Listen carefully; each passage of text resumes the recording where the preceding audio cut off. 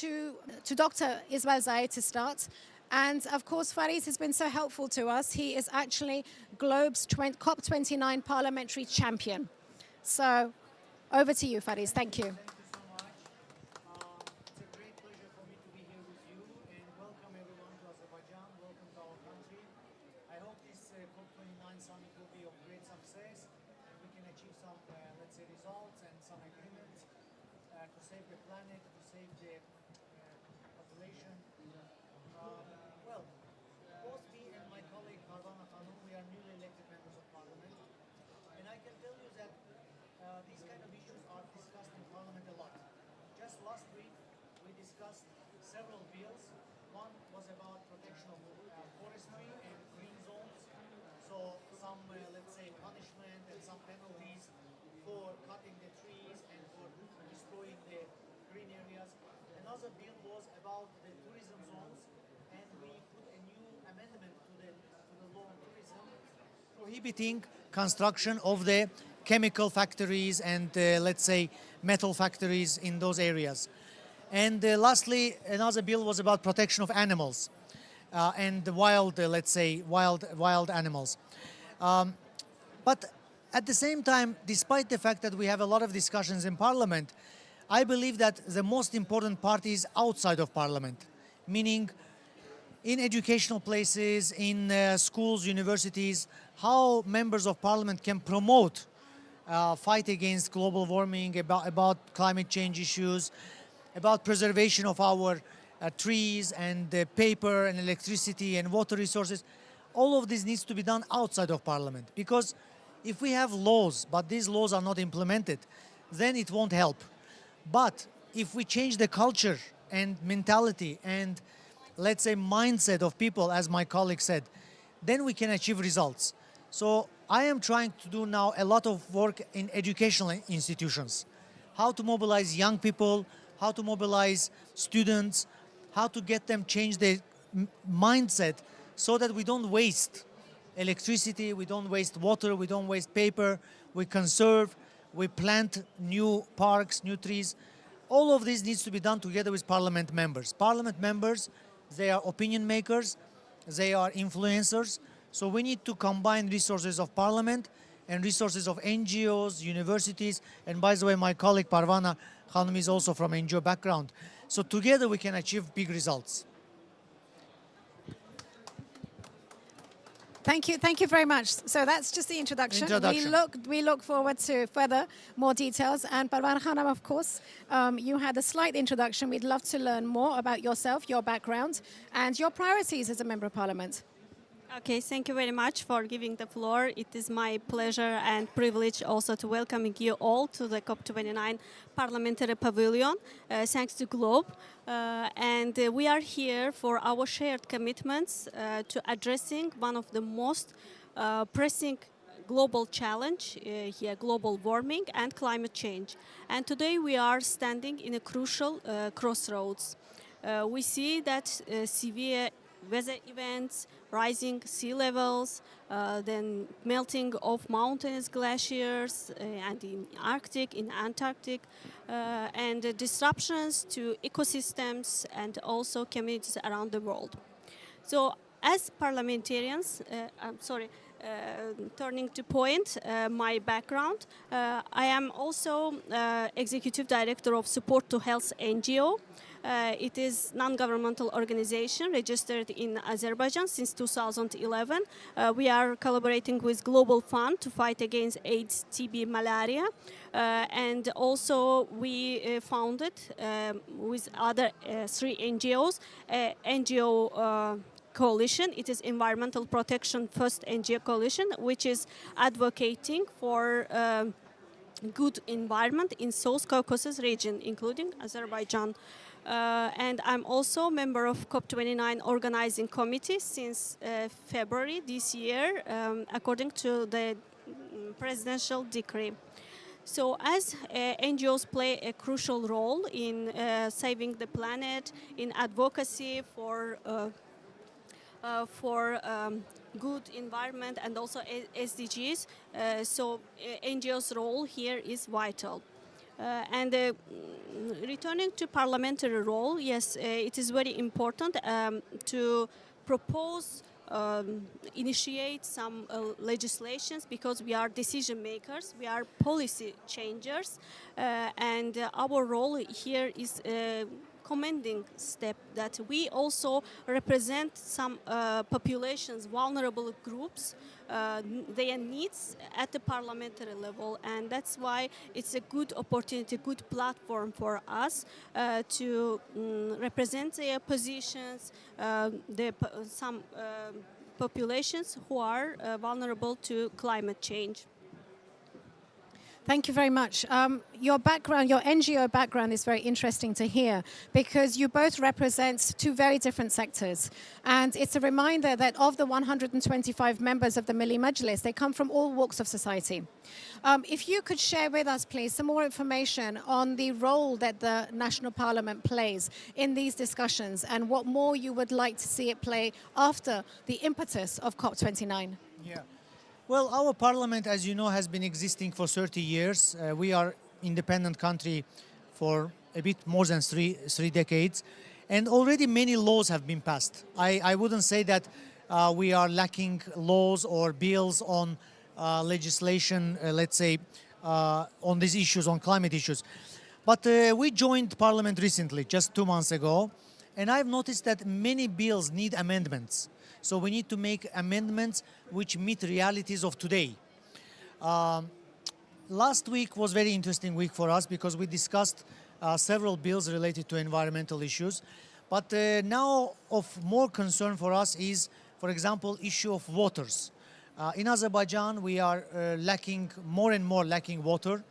All our rivers are drying up. We have two main rivers that coming from Azerbaijan from another country. So it means that we are downstream country. We are lacking, let's say, resources. Their water resources are being used in another country, and we are getting small share of it. Also of great concern for us is the lowering level of Caspian Sea. The level of Caspian Sea is decreasing rapidly, and it's affecting both fishing and also agriculture. What I would like Parliament to do is maybe take more active steps towards water resources management, introducing maybe more complicated system of payments for water resources. Right now, in Azerbaijan, we have a quite simple system of water resources payment. People use drinking water also for sometimes gardening purposes, or for washing their car, I don't know, washing their windows. I believe this is not very efficient, because drinking water should be preserved for drinking purposes. So maybe Parliament should really take a closer look into these issues. Azerbaijan is one of the top 10 most vulnerable countries in terms of water resources. So we should make some new laws, new bills addressing these issues, encouraging people to save water, encouraging people to save drinking water resources, and focusing on penalties about pollution, especially into rivers and let's say some drinking water springs, and introducing some, let's say, maybe penalties for using water for industrial purposes.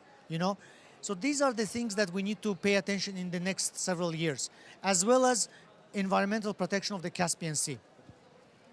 So moving to you, Parvana, so what stands out for you as a priority in terms of the legislative agenda following COP29?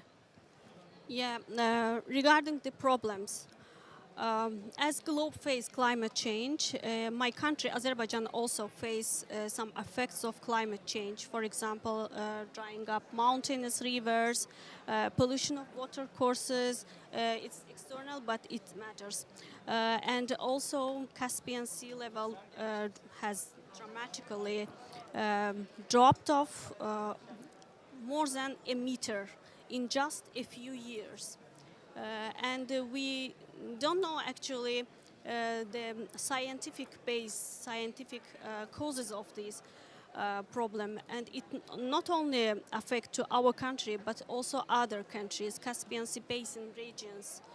So that's why we need a collective, any agreements, commitments, bold policies, and collaboration for solution. It kills off biodiversity.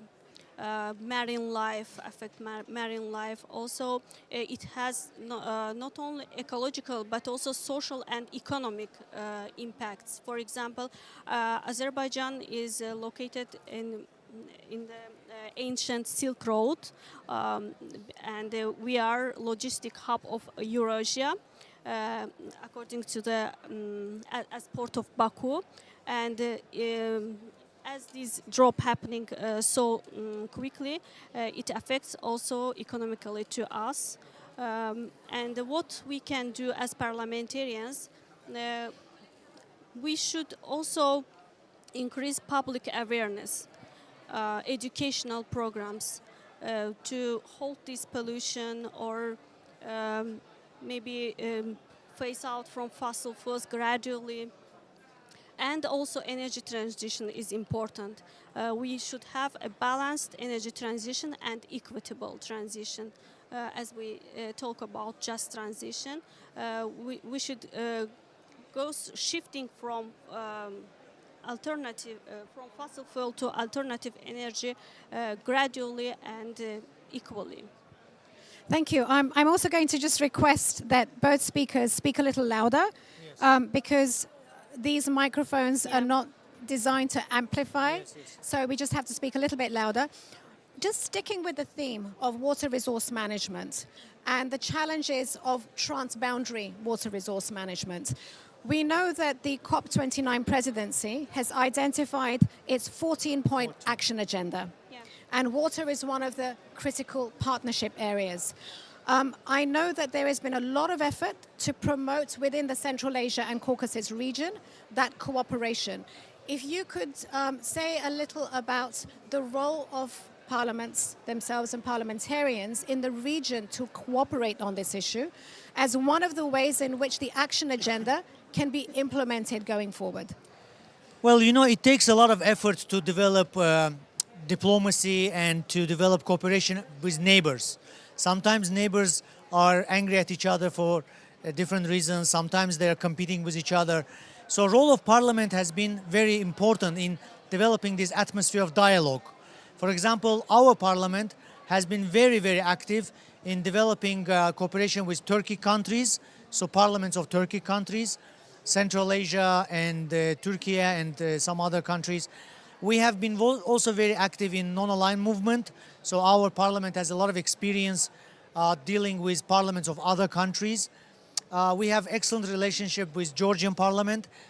Parliamentary diplomacy, so-called parliamentary track of diplomacy, is very important to develop trust and cooperation and dialogue between neighbors.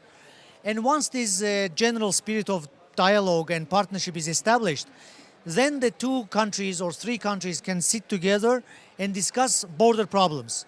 So in our case, we have Araz River and Kur River. They are coming from Turkey and then they're going to Georgia, from Georgia to Azerbaijan. Lately, we have less and less water coming into our territory, and we understand that most of the water is used for agriculture purposes, for industrial plants, for large metallurgy factories. This is very concerning for us.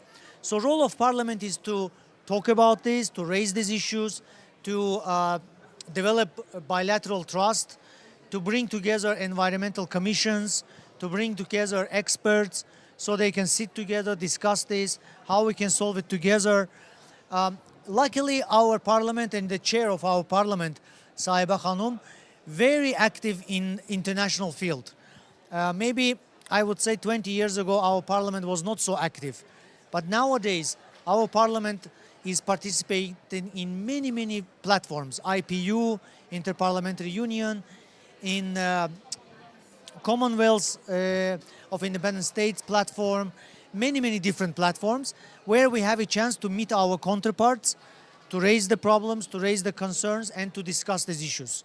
So parliamentary diplomacy is very crucial in building trust, building dialogue, and opening the problems that otherwise nobody discusses. Thank you very much, Faris. And Parvana Khanum, I'd like to come to you with a question about the long-standing role of women in public and political life in Azerbaijan.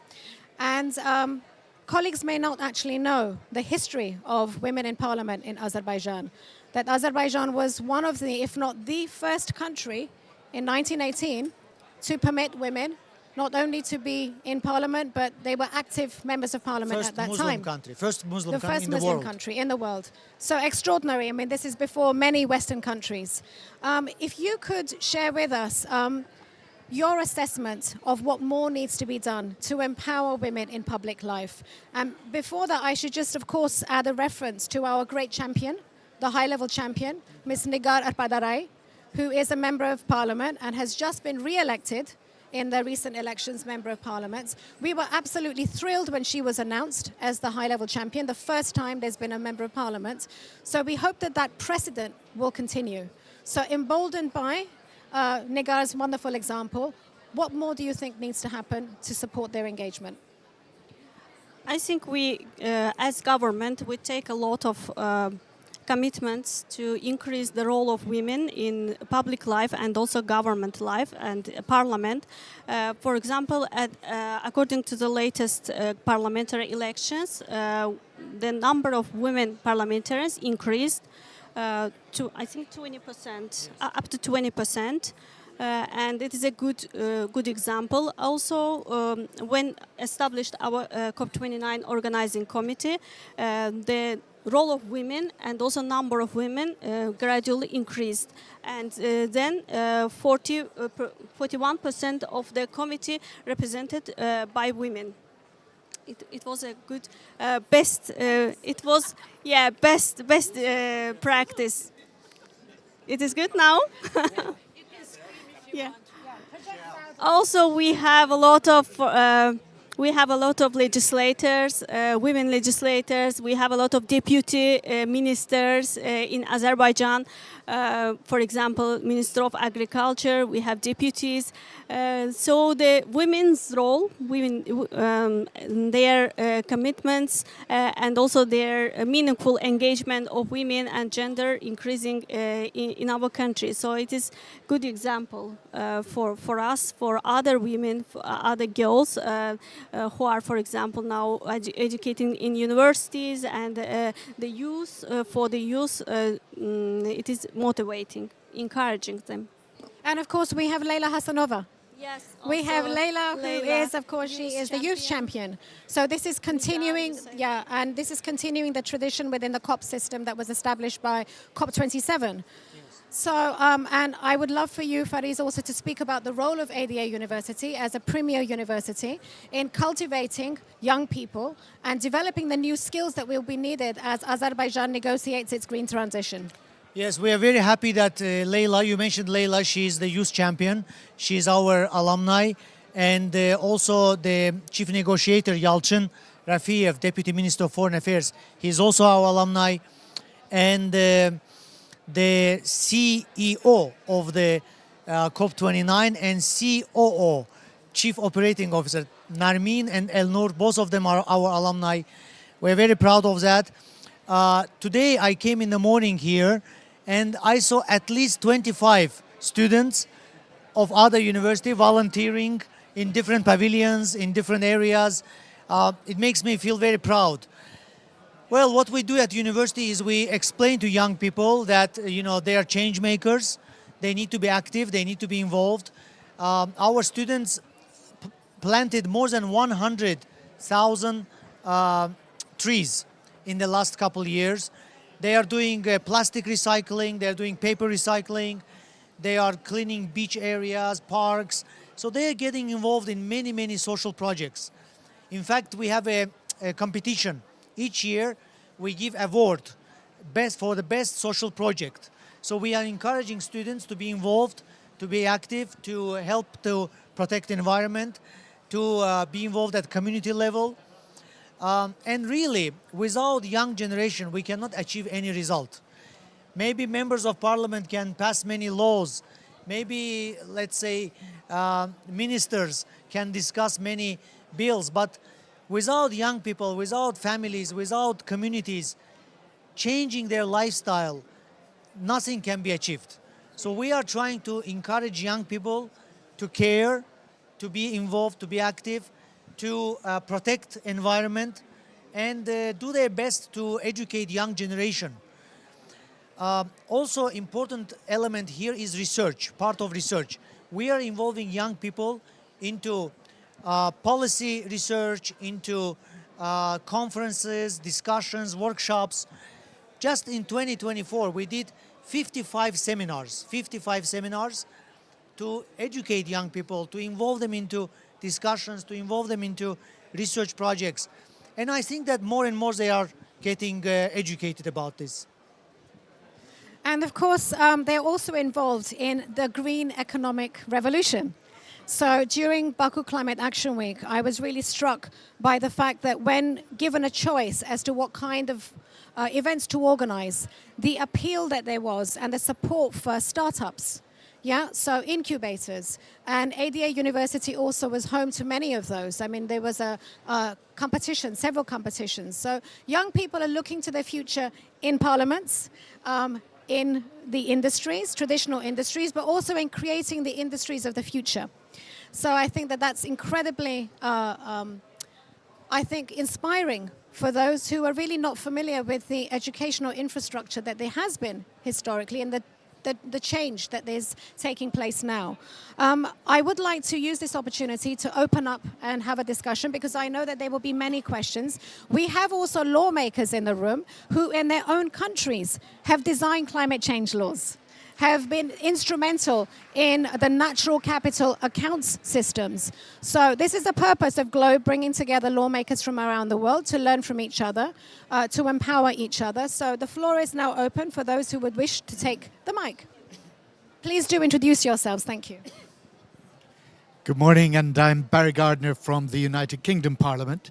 And I'm really interested in your role, Parvana, as one of the people who have been on the COP organizing committee. And I think it'd be really good to have your assessment of what are the key objectives as presidency that you want to achieve at COP29. We know there have been very full discussions over the new collective quantified goal on climate finance. We know that it looks positive for, well, I'll let you please tell me what your hopes are and where you think the negotiations just need that extra push, which perhaps parliamentarians, all of us, can give to our own delegations and our own ministers. Yes, thank you very much. As you know, it is Finance COP. And we have here a target, a goal, NCQG. Now the climate finance goal is 100 billion US dollar, and it is not enough, as you know. For example, according to OECD, it should be 2 billion, trillion, yes, trillion. And for example, UNFCCC NGO constituencies, it should be 5 trillion US dollar. But we need to increase this amount. We need a new collective quantified goal achieved in Baku climate Baku COP. Azerbaijan, as COP29 presidency, our role is moderating the negotiations, not affect, influence to the negotiations. We are moderator here, and that's why it is a collective decision. Here there should be a consensus between developing countries and developed countries, and therefore it is their own party's decision, not only for Azerbaijan. Success and failure belongs to, we will benefit if there will be a success or there will be a failure. Here the beneficiaries is all, I mean the global community, global climate community. That's why we are waiting for billion. Maybe it will be 2 billion or 3 billion, who knows? We will know it at the end of the negotiations, at the end of 2 weeks. Thank you. Thank you very much for that. Your response is very helpful, and it leads me to reflect on the change that Azerbaijan has brought to the discussion about finance. Azerbaijan's, the presidency's approach has been extremely pragmatic. It's sought to be very inclusive, and they've created this new climate fund where they have urged existing fossil fuel producing countries, their state-owned enterprises, fossil fuel companies, to also make a contribution. So this has been quite game-changing. So, yeah, indeed, this new fund, which is one of the 14-point action agendas. Would either of you like to speak about the significance of this as a new source of financial commitment? Yes, just generally to tell you that Azerbaijan has been chairing non-aligned movement for 4 years. So we have been in touch with countries of Africa, Asia, Oceania, many different parts of the world. And we understand their needs, we understand their, let's say, concerns. And this chairmanship in non-aligned movement helped us to better prepare for COP29. So I think Azerbaijan is now positioning itself as a country which is trying to be like a bridge between developed countries, because we are kind of near Europe, we understand Europe, but also we understand the developing countries, especially small countries in Pacific area, in Caribbean area. And through the non-aligned movement, we built a lot of relationships with these countries. So we are now kind of a voice, maybe not a voice, but maybe like a bridge between these countries and developed countries. And we are trying to represent them and establish many different tools to help these countries. Just to remind you that during pandemic period, COVID period, Azerbaijan was one of the first countries to establish healthcare fund to help small countries with vaccines, with medical equipment, etc., etc. At that time, Azerbaijan provided help to more than 45 countries. So I think that experience of non-aligned movement is now helping us to build better dialogue with, let's say, developing countries, to represent their voice in front of developed countries, and to build dialogue between the two sides. That is, I think, the main, let's say, philosophy or main mission of COP29, to build bridges between developing countries and developed countries. That's how Azerbaijan is positioning itself. Thank you very much. And so I would like to stick with that theme of the role of diplomacy and the role of parliaments, and once again open it up to some reflections from colleagues in the audience as to where you think the opportunities are from where you're sitting in parliaments to help with that diplomacy. So from Australia. Can everyone hear me? Yes. Yeah. Thanks. That's fascinating hearing what you've been up to. Admittedly, we missed the first little section. I've got Christina Talako from an environmental charity in Australia as well. I'm in the House of Representatives. This is my 4th term. I'm interested in a couple of things in what Azerbaijan is doing. Like the Emiratis and Turkey and Egypt and Saudi, who are all going nuclear to try and decarbonise a lot of their hard-to-abate industries. Is Azerbaijan expanding or got an existing nuclear program that you're going to expand?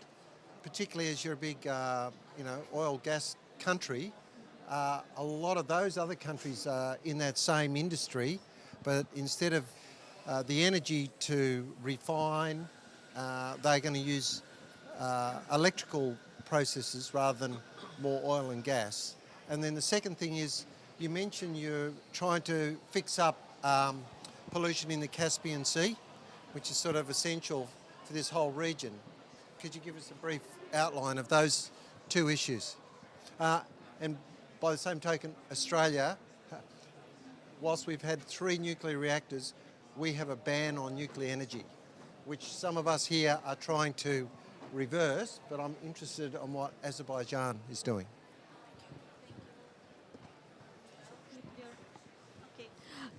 First of all, Azerbaijan has potential to build solar energy power Okay, alternative energy power and also wind power. For example, in Caspian Sea, we have 150 kilowatts potential to build wind power. So also we have a big place in Karadağ where together with Masdar from UAE, the private company, we have 150 hectare. There is a huge solar panel plantation. So we are using this, and as a country we have commitment until 2030 to use alternative energy 30%. It means that to phasing out from fossil fuels gradually, and also we have commitment until 2050 to decrease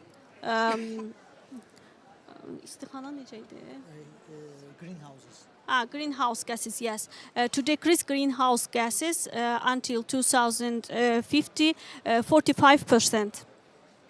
It means we will use solar and wind power energy sooner. We don't have, I think, nuclear power places. Yes, we don't have. Would you like to come in on that, Fariz? Yeah, my colleague Parvana Hanum is right on this. We are now doing energy transition. Almost oil production is almost reached its peak, so it's going down. So we are now moving into solar and wind electricity. And the current contracts that we signed with Masdar and with Aqua Power, it will produce so much green energy that it will be enough also to export it into Romania, Hungary, Slovakia, and Georgia. So we have now agreements to completely switch into solar and wind electricity. And we will be exporting excess amount into European countries. Now, Azerbaijan and Georgia, they're building under the Black Sea, a cable to export green energy to European Union. Nuclear is a little bit dangerous because it's a seismic zone. We have a lot of earthquakes. So nuclear potential for us is a little bit dangerous. As for your second question about the Caspian Sea, it is a great concern. It's decreasing, the level is decreasing, partly because the incoming rivers are in trouble. They have less and less water. Partly because I think of industrial, let's say, activities in the Caspian Sea. So now Azerbaijan is raising this issue with neighboring countries, how to get together scientists to discuss it, maybe to adopt some conventions about the biodiversity of the Caspian Sea, about the navigation in the Caspian Sea. So more and more it's becoming concerning for the policymakers. And I should add, because this is something that comes up again and again, the issue of trans-regional cooperation. Yes. There are 5 countries on the Caspian Sea, Yeah, but and there are treaties in place. Yeah, actually, we have a convention. It's called Tehran Convention that was signed together with Caspian Sea basin countries in Iran some years ago. It includes Turkmenistan, Uzbekistan, Iran, and Azerbaijan surrounding Caspian Sea. And it has some requirements from each country. For example, not to establish industrial companies, facilities near to Caspian Sea because it makes to increase pollution. In national level, it is very important that to integrate such kind of conventions, requirements to national level, to national legislation. For example, to have strict bills. Some weeks ago, we had another bill at the parliament. It was about punishment to the companies who have ships in the Caspian Sea when they pollute the Caspian Sea. So they have strict bills they should pay. Thank you very much for that. I think we are going to have to bring this to a close because Fariz, I know that you have to attend another meeting. We have another session which is beginning here at 3 o'clock, so please don't leave. This has just been an appetizer. You will see more both of Parvana Hanum and of Fariz later throughout the course of the next 2 weeks. And the themes that you have raised, in particular around transboundary water resource management, we will be coming back to that in the sessions. So on our behalf, we would like to thank you very much. Please show your appreciation. Shall we invite them to the launch of the parliamentary guide? Yes, indeed. Why don't you introduce that? So if you are in Baku on November 13, is it at 12 o'clock? 12 o'clock to 1 o'clock. 12 o'clock in Ada University, which is in the city center. Come to Ada University, 12 o'clock on November 13. We will be launching parliamentary guide To climate change. to climate change, and you will enjoy interaction with educators and members of parliament. We invited more than 25 members of parliament, so you will enjoy it. And this will be the first Azerbaijani translation of this new guide, which has been prepared by the University of Exeter and Peers for the Yes. Planet. And we are delighted that you are hosting us. There will be many members of parliament, but also we're delighted we will have the rector of Baku State University. This is the country's largest university and the largest science university. So the objective is to connect parliamentarians with the scientific community for evidence-based, science-based legislation and policy making. So thank you for Thank you. reminding Thank you me so to make much. that pitch. And once again, thank you so much, Thank you. both of you, for coming and sharing your Thank you. experience.